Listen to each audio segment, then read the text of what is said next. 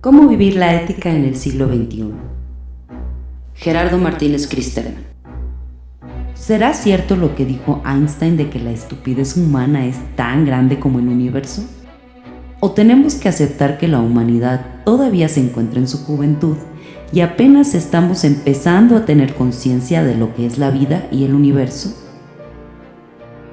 En cualquier circunstancia, la humanidad tiene que pensar en hacerse responsable de sí misma, tomando conciencia de lo que significa su historia-memoria como un eterno retorno, para que no se olviden las experiencias que han llevado a la humanidad a la imposibilidad de comunicación entre unos y otros.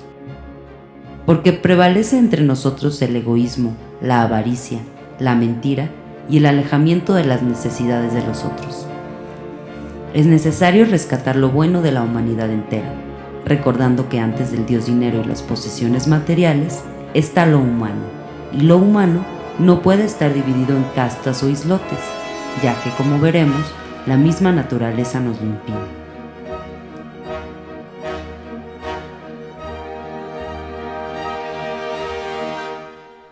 La historia-memoria, el eterno retorno. Investigar el cosmos profundamente nos permite regresar en el tiempo para analizarlo y descubrir la historia-memoria del universo. Nos permite observar la transmisión del pasado convertido en la memoria de todas las cosas en el universo, como un eterno retorno. El universo, la Tierra, la vida y el cuerpo humano cuentan con esa memoria. Tienen la estela del pasado cósmico adherida a ellos, en cada partícula que los conforma. La transmisión del pasado permite la evolución del cosmos como la estela de un avión de pasajeros que deja a sus espaldas el pasado y que lleva consigo toda la herencia adquirida en su vuelo. Por ejemplo, si observamos el cerebro humano, podemos ver que las fibras neuronales se parecen al universo en su conjunto. Lo que entendemos por creatividad es la lucha entre las fuerzas que se confrontan en la naturaleza, las cuales no se producen según el esquema causa-efecto. En el universo hay polos de fuerza que generan una lucha indeterminada e interminable, pero siempre creativa. El cosmos. Es inevitable preguntarnos qué ocasionó el origen del cosmos. La ciencia moderna nos habla de una gran explosión, un estallido de energía radiante y deslumbrante que empezó a expandirse y a enfriarse al mismo tiempo. En estas formas, a veces dominaba la materia y a veces dominaba la energía, pero no había la posibilidad de que existieran de modo separado. De ahí, la teoría de la relatividad de Albert Einstein, E igual a mc al cuadrado. La expansión y la energía, que son esencialmente movimiento, se convierten en una interminable cadena que siempre produce efectos más allá de nuestra voluntad. Todo lo que conforma al cosmos tendrá una implícita voluntad de poder, algo intrínseco a todas las cosas, incluyendo a cada uno de nosotros, que en cada instante de nuestras vidas provoca un cambio inevitable. Dicho de otra forma, todo se convierte en una nueva creación que se agrega al cosmos, sin que esto se pueda impedir.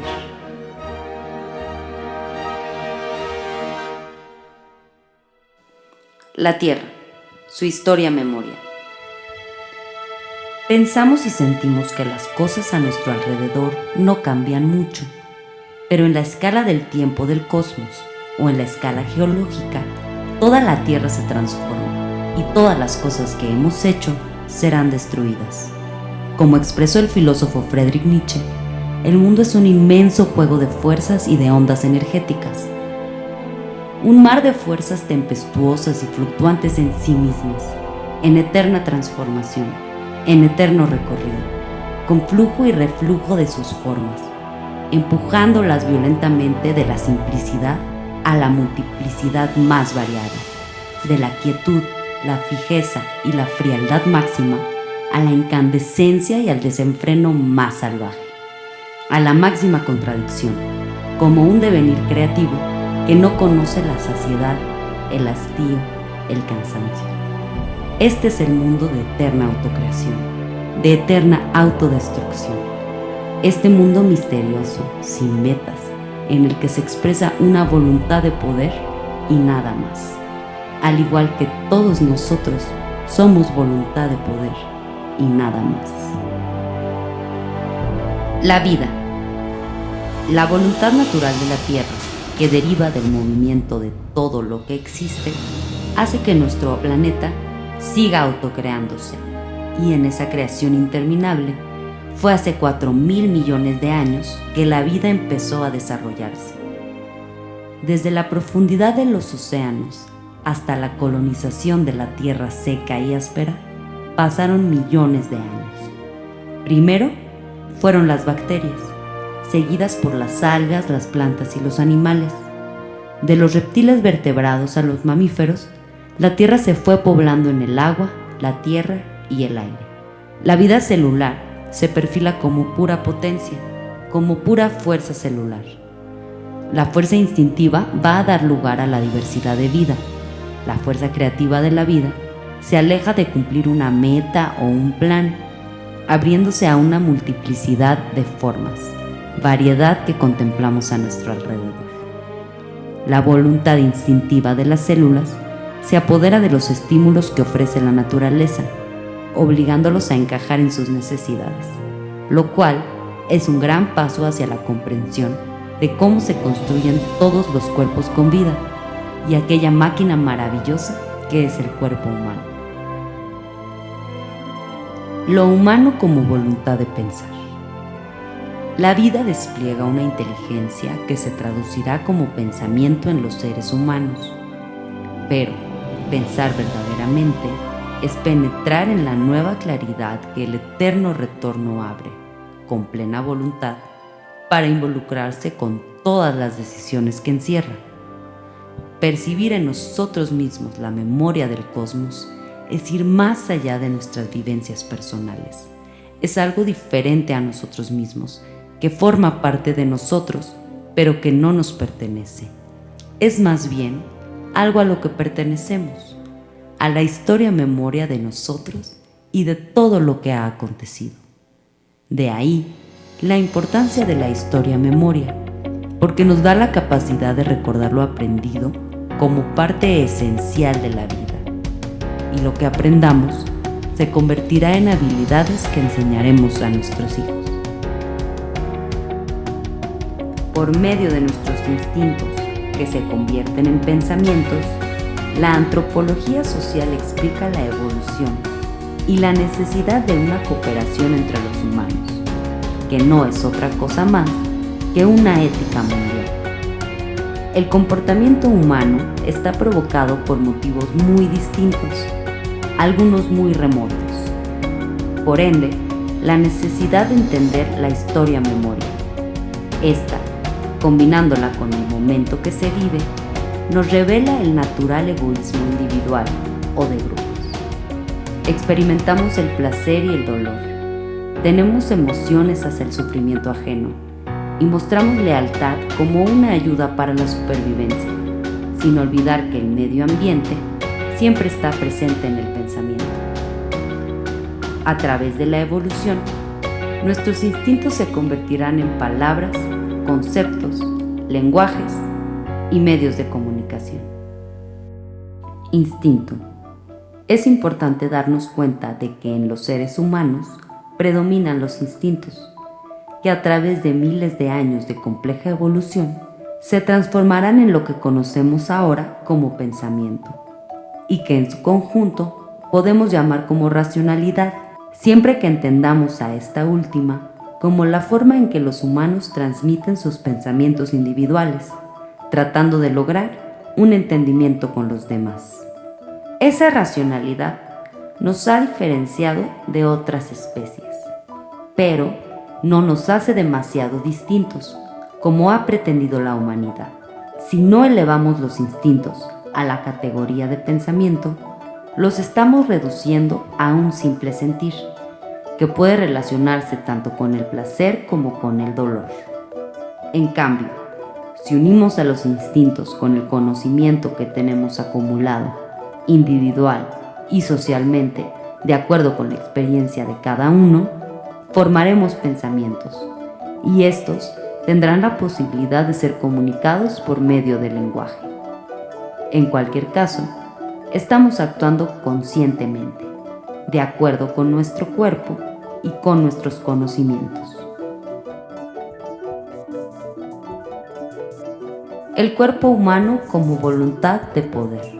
Cada hueso del cuerpo humano, cada músculo, todo orquestado por miles de millones de células nerviosas y una información genética impresionante, conforman una máquina humana increíble. Todas esas combinaciones de elementos hacen de cada persona un ser único. Pero esa máquina no está sola, sino ligada a todas las cosas en el universo y, con mayor razón, a la vida en general y a los demás seres humanos. El fenómeno del tiempo lo tenemos que ver desde este instante, desde el ahora, desde el cual continúa un camino hacia adelante, hacia lo que todavía no ocurre. Lo que hace que, desde su naturaleza, el cuerpo tenga una voluntad de poder creativo, todo dirigido hacia el futuro. Pero también podemos referir el tiempo hacia atrás, hacia el ya no ahora, hacia el pasado. La historia-memoria como eterno retorno, hacia lo que ha acontecido en todos los tiempos. El cuerpo humano es producto de todos los tiempos posibles y de todas las estructuras existentes. Podemos decir que estamos tan lejos o tan cerca del origen de la vida y de nuestros parientes, los primates erectos. Es sorprendente ver cómo se coordina el universo, pero para nosotros es más sorprendente ver cómo se coordina nuestro propio cuerpo. Donde un corazón late, el cerebro lanza señales eléctricas. Los ojos son capaces de captar numerosas longitudes de onda, almacenar la luz, recuperando la información, unir al pasado como historia-memoria con la posibilidad del olvido. Y todo esto por medio de células diminutas que se comunican internamente y que responden a los impulsos interiores y exteriores de cada cuerpo humano. Por ello, podemos concluir que todo cuerpo siente, que todo cuerpo tiene conciencia de que siente, y lo guarda en la historia-memoria de ese sentir. Todo esto, a través de la evolución, podrá expresarlo por medio del pensamiento, con la herramienta que ha creado el humano: el lenguaje. Pensamiento. Lenguaje. Comprendiendo en forma general a nuestro increíble cuerpo humano, entraremos en la etapa de entender qué es el pensamiento, ver la importancia de este para comprender la conducta humana a través de los tiempos y ver si la humanidad requiere de asumir una ética de vida en busca del bien general o, si desea, seguir por el camino en que nos encontramos, el cual está provocando la posible destrucción de la especie humana y de su hábitat. Nos decía Zaratustra que la historia-memoria, o sea, el eterno retorno y la voluntad del devenir, con su poder creativo, no requieren enseñarse, porque son la vida misma. Es algo que cada uno experimenta con su propia vida. Es el inicio de algo serio, para lo que se necesitan oídos en alerta y deseos de vivir la vida plenamente. Conocer la historia del pensamiento humano y las consecuencias que ha tenido en la conducta implica tomarse muy en serio la cuestión de la responsabilidad. Nos interesa considerar al pensamiento desde el reconocimiento de su creatividad. Afirmamos que el pensamiento es creativo porque transforma, produce y ubica en la realidad novedades antes no imaginables para la sociedad.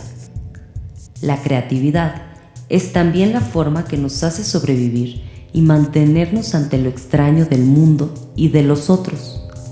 Pero es importante recordar que el pensamiento humano no solo representa el presente de cada individuo, sino que se fusiona con el pasado como historia-memoria, como el cúmulo de experiencias, tanto individuales como sociales, que serán el conocimiento de cada persona.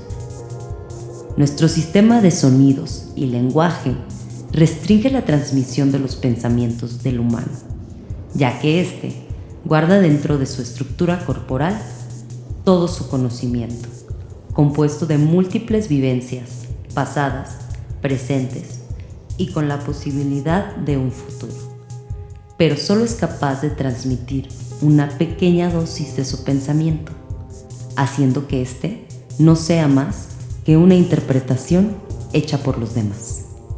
Hay que tener presente que el lenguaje está cargado de pensamiento y, por lo tanto, cada palabra o concepto conserva el pensamiento de la persona que desea comunicarse con nosotros, sin olvidar que quienes reciben la comunicación solo podrán interpretar las intenciones recibidas de acuerdo con su propio pensamiento. No cabe duda de que el humano, al tratar de transmitir sus pensamientos, buscando una forma de entendimiento entre unos y otros, por medio del lenguaje, se ha creado a sí mismo. El humano es una metáfora de sí mismo, pero la fuerza creadora de la palabra reside en el humano que la pronuncia. El humano pone en marcha el lenguaje. Al comunicarnos con palabras, empieza la compleja telaraña de pensamiento social que se representa por medio de las pasiones y sentimientos, dando lugar a que existan los filósofos, oradores y literatos, personas que escogen sus palabras para transmitirlas a la sociedad, con el deseo de que se unan a su forma de interpretar el mundo, pues todo lenguaje es comunicación. Conciencia, conocimiento.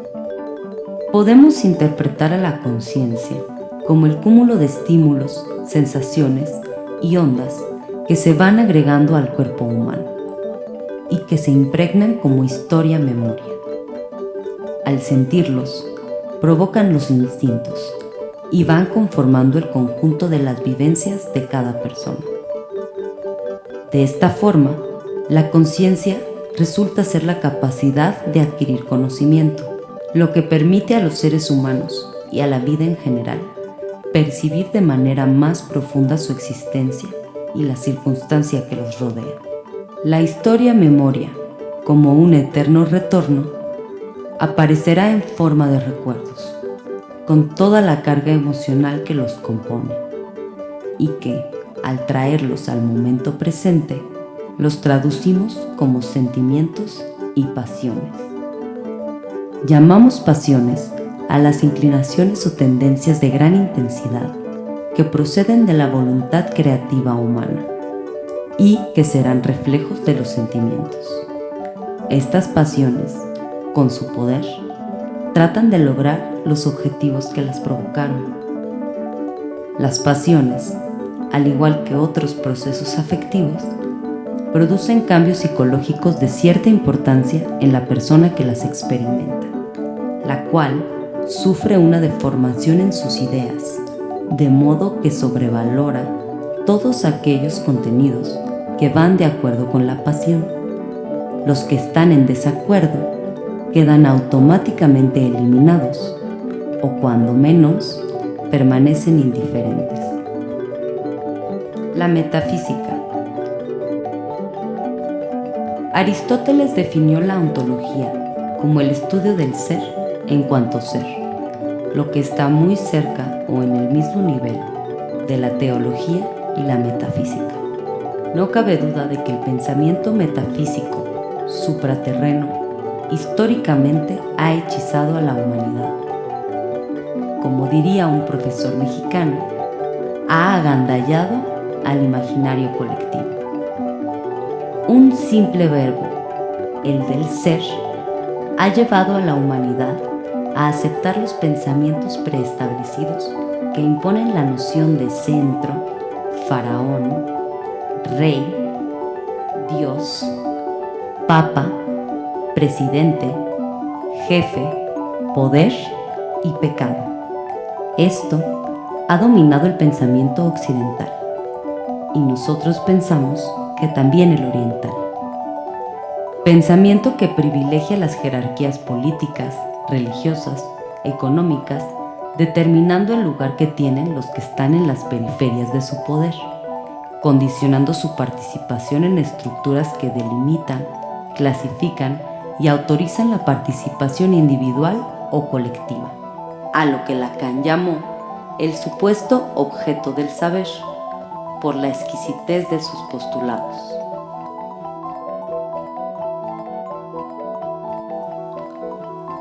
Ética de la responsabilidad. ¿Qué significado tiene hoy en día el vivir con una ética de responsabilidad? Los ideales éticos que han acompañado a la historia de la humanidad se han deteriorado, dando prioridad a la sobrevaloración del dinero, a los vaivenes de la moda, a la explotación del trabajador, a la indiferencia y a la falta de cuidado en las cuestiones afectivas. Esto provoca un constante deterioro del bienestar de la gente. Puede ser que hayamos olvidado que somos capaces de elegir el camino que queramos darle a nuestra vida y que podemos ver la crisis como la oportunidad para cambiar, buscando la manera de alcanzar el bienestar humano y de permitir que florezca lo mejor de cada uno de nosotros y de la sociedad en general.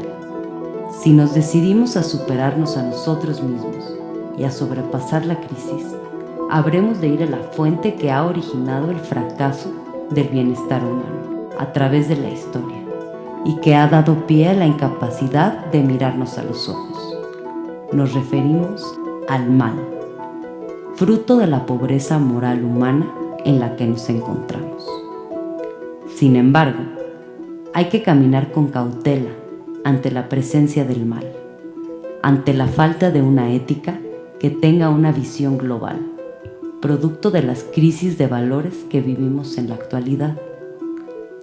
Dado que las verdades o certezas que nos han inculcado la religión, la política, la economía y la ciencia, que tradicionalmente permeaban la conducta humana, han perdido su vigencia.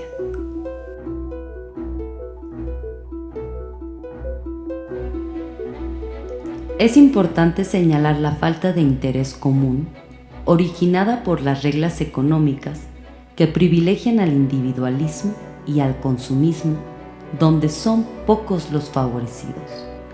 Vivir la ética implica ponerla en práctica en cada acción que realizamos, buscando vivir en armonía, no solo con nuestros congéneres, sino con toda la naturaleza que nos rodea, haciéndonos responsables de nuestras acciones diarias. Porque de todas ellas se desprenden consecuencias que tienen efectos reales en los demás, siempre recordando la regla de oro: saber que no debemos tratar a nadie de un modo en que no nos gustaría que nos trataran a nosotros.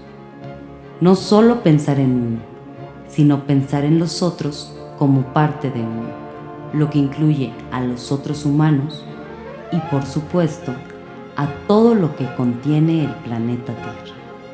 Y más aún, pensar un mundo menos caótico y violento como el de nuestros días es tener la esperanza de evitar la extinción de la especie y la razón humana. Porque podemos cambiar las cosas. De ahí la necesidad urgente de pensar en una ética global que ofrezca una mejor calidad de vida.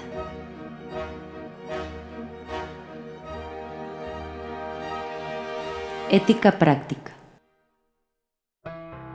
Nos hemos dado cuenta de que somos consecuencia del impulso vital del universo, del cosmos. Desde el instante mismo de su origen, nosotros lo tenemos intrínsecamente en nuestro ser. Esta voluntad de poder está presente en nuestra vida. Lo que tenemos que aprender es a escucharla y practicarla en la vida diaria. Tenemos que aprender a desarrollar la creatividad en todas las áreas de nuestra vida, a pesar de que parezca imposible. La creatividad es algo que se aprende y se desarrolla, pero ha sido eclipsada, porque para que se pueda tener control de la gente, Se necesita que no piense por sí mismo, que pida permiso y que no actúe, que sea sumisa y obediente. Lo que buscamos no es que seas mejor trabajador, mejor papá, mejor pareja, mejor hijo, mejor amante. No. Queremos que seas la mejor versión de ti mismo, de tu ser esencial, de lo que eres, no de lo que te han impuesto desde la política, la moral, la religión, la familia o la sociedad. No se trata de ser siempre feliz, sino de tener alegría de vivir en cada instante de la vida, aún en medio de las peores dificultades. Los estoicos nos enseñan muy bien esta parte, porque hay cosas que no se pueden cambiar, pero sí podemos cambiar la forma de verlas y de reaccionar ante ellas.